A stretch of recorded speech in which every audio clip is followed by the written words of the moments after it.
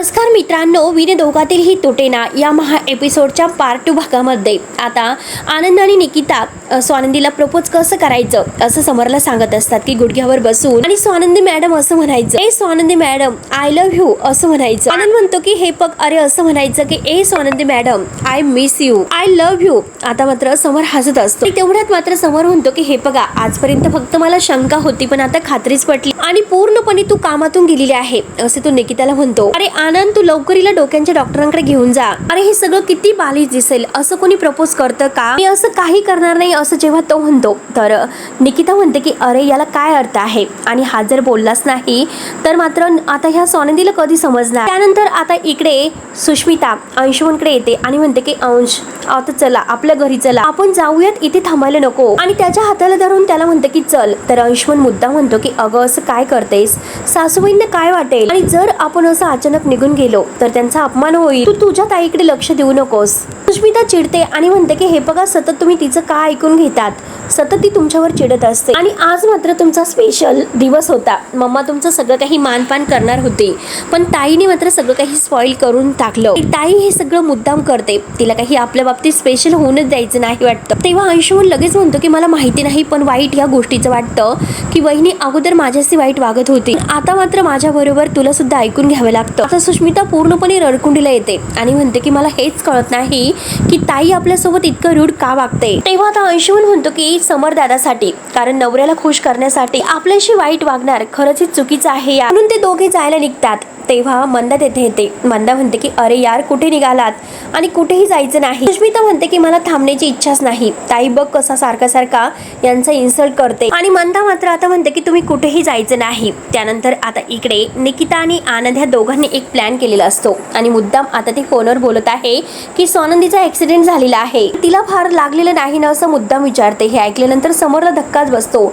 समर म्हणतो की काय बोलतात, स्वानंदीचा ऍक्सिडेंट. समर इतका शॉक झालेला असतो आणि तो म्हणतो की माझ्याकडे फोन दे, मला बोलायचं आहे, स्वानंदी मॅडमचा ऍक्सिडेंट झालेला आहे. तर निकिता मुद्दाम म्हणते की ओके ओके हॉस्पिटलमध्ये आहे का. समर लगेच विचारतो की कुठल्या हॉस्पिटलमध्ये. निकिता मुद्दाम फोनवर बोलत आहे आणि समरची इतकी घाई सुरू असते की लोकेशन वगैरे घे. तेव्हा निकिता म्हणते की अरे एक मिनिट. ती फोन ठेवते तर समर म्हणतो की आनंद चल, अरे आपल्याला निघायला पाहिजे. आता या दोघांचा हा प्लॅन असतो.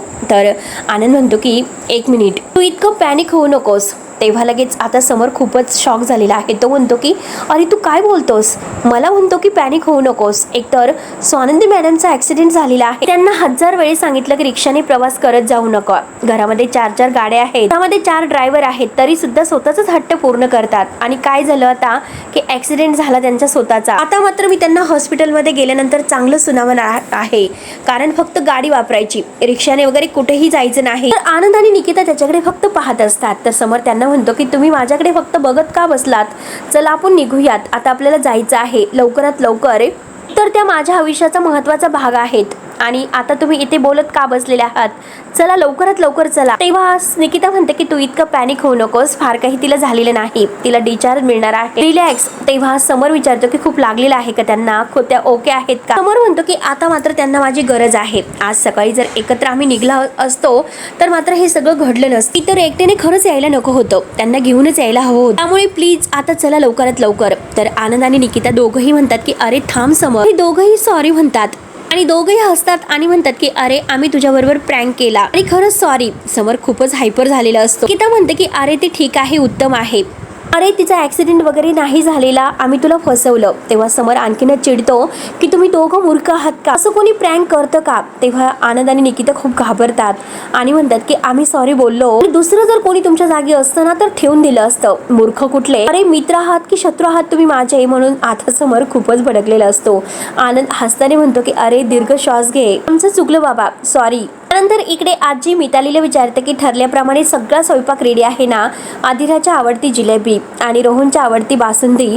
मिताली म्हणते की हो आजी, तिला तयारी करायला सांगते. तर आता मलिका येते. आजी म्हणते की अगं काय मलिका तुझं काय सुरू आहे, जावई बापू येतात, आदिरा येते.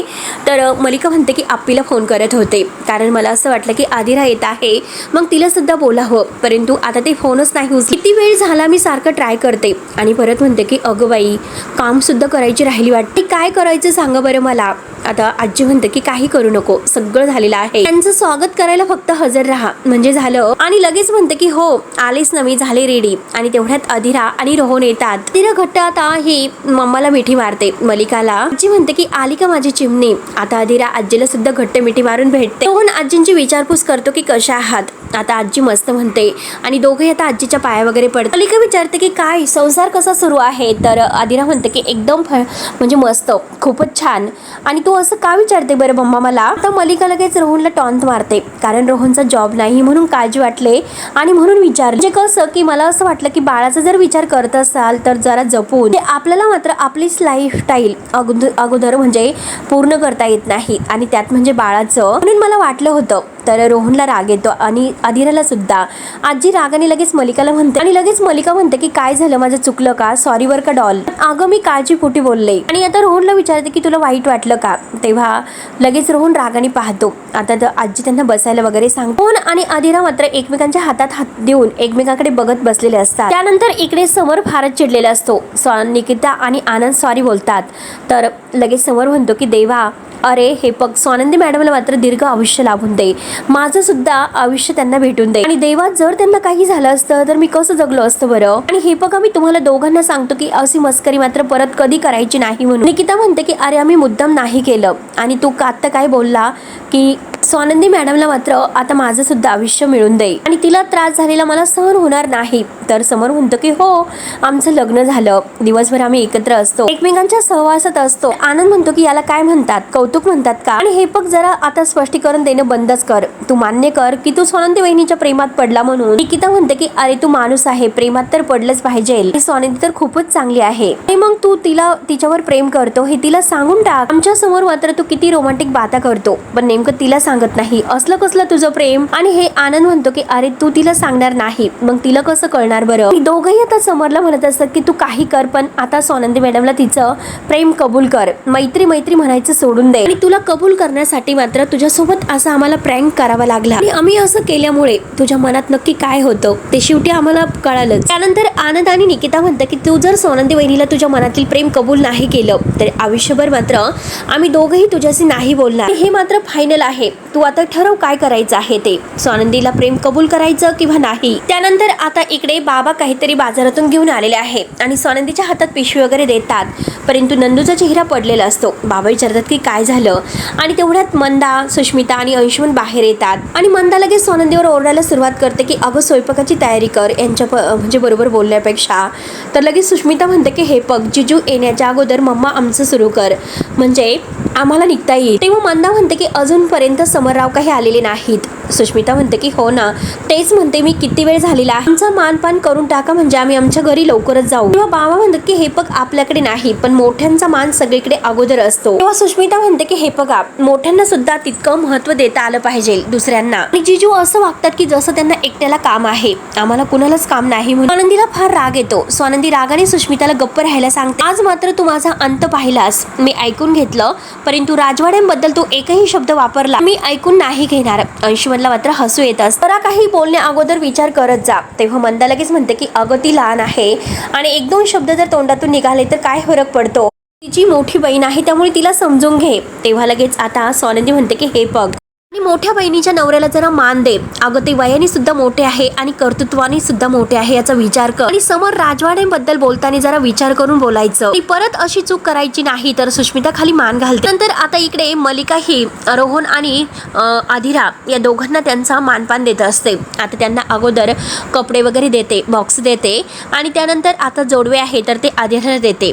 आजी म्हणते की अगं हे जोडवे घालायचे म्हणजे कसं लग्न झालेल्या बायका घालत असतात आणि हे फक्त दागिने नसतात तर आजकाल तुम्हाला इंटरनेटवर सगळं काही कळतं आणि बायकांच्या तब्येतीशी हे दागिने निगडीत असतात. आणि रोहनला म्हणते की जावई बापू तुमच्यासाठी सुद्धा आहे सोन्याची चैन आणि सोन्याची अंगठी, ती रोहनला देते. ही अंगठी चैन 2 तोळ्याची आहे असं रोहनला म्हणते. तेव्हा अधिरा म्हणते की मॉम माझ्यापेक्षा रोहनला तर बेस्ट असं गिफ्ट मिळालेलं आहे. मलिका विचारते की आवडलं का. रोहन म्हणतो की हो आवडलं. तर मलिका म्हणते की आत्ताच घालून बघ. तेव्हा रोहन म्हणतो की काकू थँक्यू सो मच, पण इतकं महाग गिफ्ट आहे आणि माझ्यासाठी खूप मोठं गिफ्ट आहे त्यामुळे हे गिफ्ट आता स्वीकारणं हे मला योग्य नाही वाटत. वाटतं. मलिका म्हणते की अरे जास्त काहीच नाही, तुझा स्वाभिमान दुखवायला नको म्हणून छोटीशी गिफ्ट आणलं. तेव्हा आता रोहन म्हणतो की खरंच मी नाही घेऊ शकत. आजी म्हणते की अरे असं नाही, अरे तुझा मान आहे तो. आजी म्हणते की अरे प्रेमाने देत आहे. तर रोहन म्हणतो की हो आजी मला कळतं पण खरंच नकोय. आजी म्हणते की हे बघ मला फार वाईट वाटेल तू जर हा मान घेतला नाही तर. तिला म्हणते की अरे घे ना. तर रोहन म्हणतो की ठीक आहे घेतो. आणि आजी म्हणते की मी जेवणाची तयारी कुठपर्यंत झाली जरा बघून येते. म्हणून आजी किचन मध्ये येते. तर लगेच मलिका म्हणते की डॉल नवीन घराचा विचार करतात की नाही. तर रोहन म्हणतो की हो नवीन घर आम्ही घेणार तर आहोत पण कसं आहे काकू त्या नवीन घरामध्ये आम्ही सगळेजण एकत्रच राहू आणि आदिरा आणि मी आई बाबांना सोडून कुठेच नाही राहणार. तर आदिरा म्हणते की हो आम्हाला सगळ्या फॅमिलीला एकत्र राहायला आवडतं. मलिका म्हणते की अच्छा म्हणजे सासूबाईंशी पटत नाही तरी. आदिरा म्हणते की अगं मॉम तो त्यांचा स्वभाव आहे, आता हळूहळू सवय होईल त्यांना माझी आणि मला त्यांची, हो की नाही रोहन. रोहन म्हणतो की हो यस. आणि आई जरी मला समजून घेत नसल्या तरी सुद्धा मात्र बाबा आहे रोहन आहे ना घरी माझी काळजी घेण्यासाठी, ते दोघंही मला छान असं सपोर्ट करतात. रोहन म्हणतो की यस आणि कायम करत राहू. रोहन म्हणतो की काकू कसं आहे आम्ही त्या घरात आहोत म्हणून आईला हँडल करू शकतो आणि जर आम्ही तेथून निघून गेलो तर बाबा एकटे राहतील आणि मला नाही वाटत की बाबा एकटे आईला हँडल करू शकतील. मग मात्र त्या दोघांना आता एकत्र बघून खूप तिला आता राग येत असतो. त्यानंतर इकडे आता सरपोतदारांच्या घरामध्ये आता ही सुष्मिता फारच चिडलेली असते. तर आता माझ्या नवऱ्याला बोलायला लागली ना तर मग स्वानंदी म्हणते की बोल ना काय करशील. आणि हे बघ मी तर बोलत राहणार जोपर्यंत मात्र तुझं आयुष्य आहे तोपर्यंत मात्र मी बोलत राहणार. तुझं उद्ध्वस्त झालेलं आयुष्य मी नाही बघू शकत आणि त्यासाठी मात्र मी प्रयत्न करत राहणार तुला जरीही जाणीव नसली ना तरी सुद्धा. म्हणून ती बरोबर सुष्मिताला आता ओटणीवर आणते. मंदा म्हणते की हे बघा एकमेकींचा आदर करा जरा, एकमेकींच्या बहिणी आहात म्हणून आदर करा. आणि स्वानंदीला म्हणते की जा समररावांना फोन कर, ते कुठपर्यंत पोहोचलेले आहे याचा विचार कर आणि त्यांना फोन कर. आनंदी खूप चिडलेली असते. तर मंदा म्हणते की अगं जा ना फोन कर त्यांना, विचार कर त्यांना कधी येतात. तेव्हा स्वानंदी फोन करायला जाते तर बाबा आता सुष्मितावर चिडतात आणि खरंच तुम्हाला इतकं म्हणजे दोषी ठरवलेलं आहे आणि खाली मान घालायला लावलेली आहे. मला वाटलं नव्हतं की तू असं काही करशील म्हणून. तेव्हा आता सुष्मिता मात्र स्वानंदीला दोषी मानत असते. सगळी चूक तिची आहे, ती मला लहान असल्यासारखं त्या घरात वागवते. तर बाबा म्हणतात की हो तू त्या घरामध्ये लहानच आहे, आयुष्यभर तू लहानच राहणार आहे कारण ते घर समररावांचं आहे, ते मात्र त्या घरातील कर्ते पुरुष आहे याचा विचार ठेव. त्यानंतर आता मित्रांनो पुढे काय होतं हे महा एपिसोडच्या पार्ट 3 भागामध्ये बघूयात. तोपर्यंत धन्यवाद.